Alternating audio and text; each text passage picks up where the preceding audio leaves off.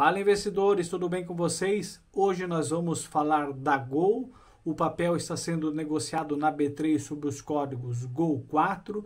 Nós vamos trazer alguns números do setor aéreo aqui do Brasil e do mundo, conhecer a empresa, os resultados de 2020, algumas notícias da empresa das últimas semanas e também o preço-alvo do papel. Se você não é inscrito no canal, se inscreve no canal, curte também esse vídeo e se quiser contribuir com algum comentário, faça.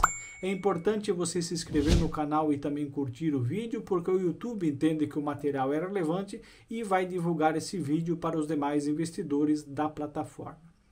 Não me resta dúvida que o setor aéreo foi um dos grandes perdedores da Covid-19.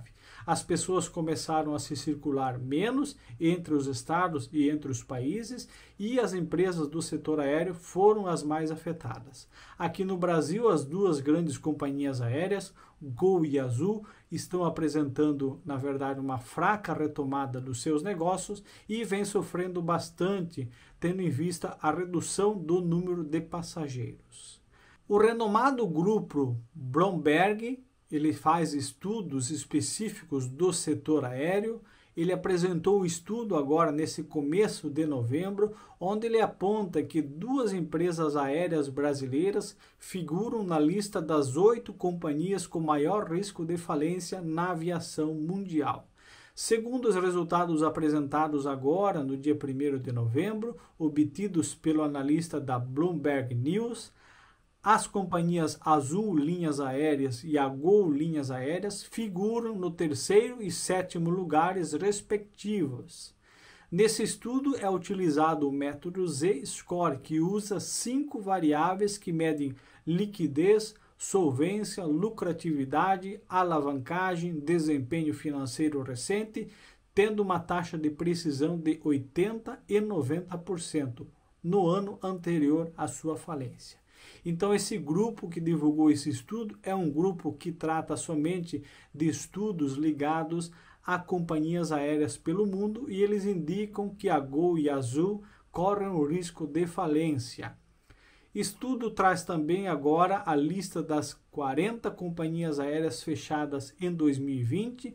No ano de 2020 passou por o pior período da história da aviação comercial após a Segunda Guerra Mundial, quebrando paradigmas e marcando um antes e um depois, com consequências que serão acomodadas somente com o passar dos anos. Algumas companhias aéreas não conseguiram se adaptar à nova realidade e tiveram as suas portas fechadas. E no Brasil, o setor aéreo vem penando bastante nos últimos anos. Todos nós conhecemos Varig, Transbrasil, VASP, Webjet, Avianca Brasil, eram companhias aéreas que operavam aqui no Brasil e tiveram a sua falência decretada.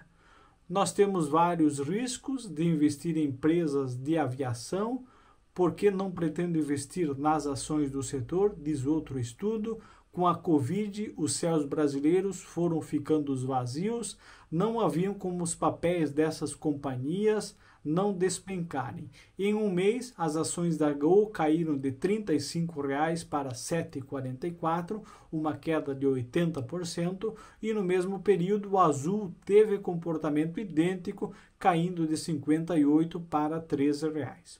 O futuro dessas companhias ainda é incerto, pois as variações da Covid e as novas cepas podem paralisar novamente o transporte aéreo.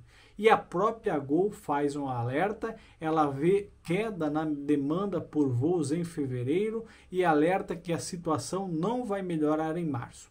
Após ver as operações retornarem com força consistente no final do ano passado, a Gol voltou a sentir os efeitos da pandemia do Covid-19 nesse começo de 2021, vendo queda na demanda por viagens. E ela alerta a situação não deve melhorar nos próximos meses. No mês passado, a companhia registrou recuo de 15% na busca por passagens aéreas na comparação com janeiro, levando a uma diminuição de 28% no volume de vendas. Então, a própria Gol vê, na verdade, um futuro um pouquinho certo para os próximos meses, com uma menor demanda dos voos domésticos e também dos voos internacionais. A Gol tem números interessantes. Antes da pandemia, ela praticamente fazia 750 voos diários. Ela possuía e possui também mais de 100 destinos no Brasil, na América do Sul, Estados Unidos e Caribe, e ela também atende com operações de carga mais de 3.400 cidades no Brasil. Ela é líder no crescimento de passageiros transportados. De 2002 em diante, ela vem apresentando um crescimento no número de passageiros transportados, tendo em vista as outras companhias aéreas. Ela tem uma frota moderna, uma frota nova e uma frota eficiente. Ela tem 127 Boeings 737, 7 Boeings 737 MAX, que tiveram o problema e tiveram que ficar um tempo em solo. Ela tem praticamente uma frota com 11 anos de idade e fez pedidos de novas aeronaves até 2028, num total de 95 novas aeronaves. Ela tem 16 mil funcionários, praticamente 38% de participação no mercado doméstico e tem vários passageiros e vários destinos aqui no Brasil. Os resultados da Gol não foram interessantes no ano de 2020. A Gol registrou no quarto trimestre de 2020 um lucro líquido de 16 milhões de reais. Apesar de registrar uma melhora na comparação com os trimestres anteriores, tendo em vista a retomada da aviação no finalzinho de 2020, os trimestres anteriores foram ainda 95% menor do que os registrados no mesmo período de 2019. No balanço consolidado da Gol, o prejuízo líquido da companhia foi de 5,9 bilhões de reais, muito maior do que o déficit de 117 milhões do ano imediatamente anterior. O setor aéreo foi um dos mais impactados pela pandemia do Covid-19, tendo em vista as restrições a viagens impostas no mundo todo e com pessoas optando por ficar em casa. Os números não são interessantes e nós não vemos num curto prazo uma possível recuperação da Gol.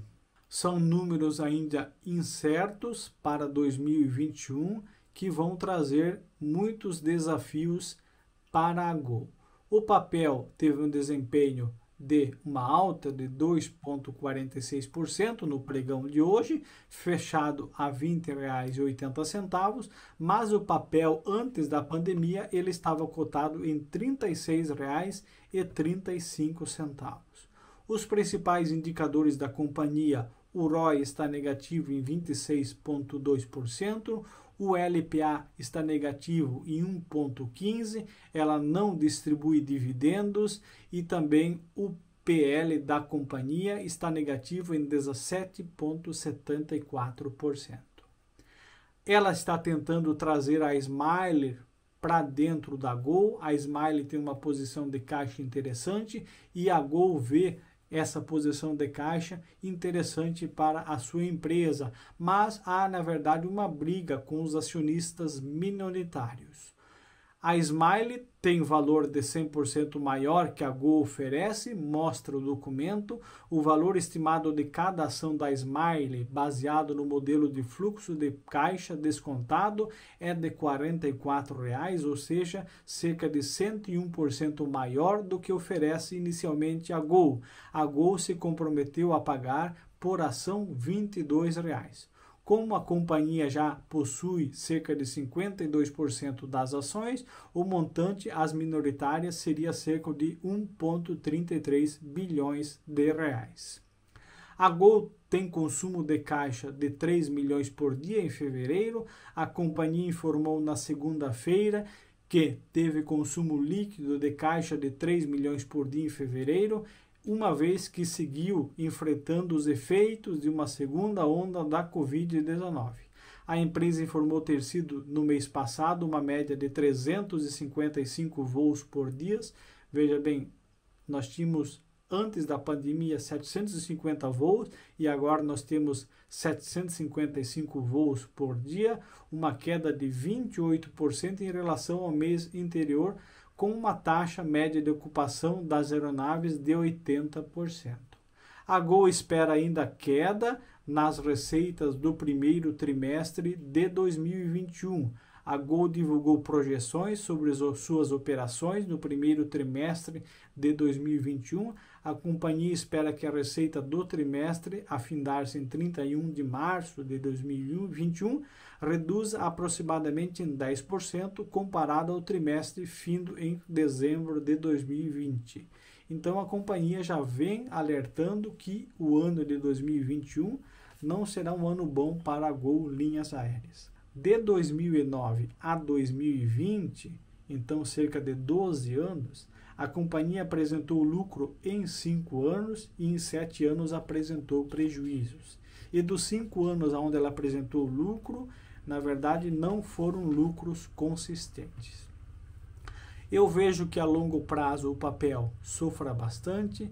Quem talvez queira operar num curto prazo, o papel é interessante, mas pensando no investimento a longo prazo, o setor aéreo sempre é um pouco incerto, tanto que o Safra revisou o preço-alvo e recomendou para a Gol, líder no mercado doméstico de aviação, uma recomendação neutra para os seus papéis, com preço-alvo de R$ 14,30.